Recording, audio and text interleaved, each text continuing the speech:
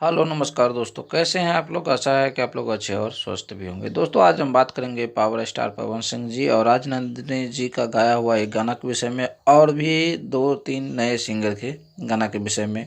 तो क्या है, पूरी सच्चाई जानने के लिए हमारे वीडियो के अंत तक बने रहे और हमारे चैनल को सब्सक्राइब करके लाइक कर लीजिए। तो चलिए दोस्तों पावर स्टार पवन सिंह जी और राजनंदिनी सिंह जी का एक गाना आज आया है जिसका नाम है हथियार। काफ़ी अच्छा गाना है, आप ज़रूर सुनिएगा। और दोस्तों मैं आपको ये भी बता दूं कि नीलकमल सिंह जी का पगली दिखावे अगरबत्ती ये भी काफ़ी चल रहा है दोस्तों।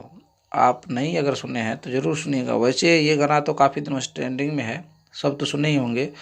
और मनी मिराज जी का भी एक गाना काफ़ी अच्छा वायरल हुआ है, जो गाना का नाम है सिला हो का। काफ़ी अच्छा ट्रेंडिंग में रहा। आज का ये छोटा सा वीडियो आपको कैसा लगा कमेंट करके बताइएगा। जय हिंद दोस्तों, नमस्कार।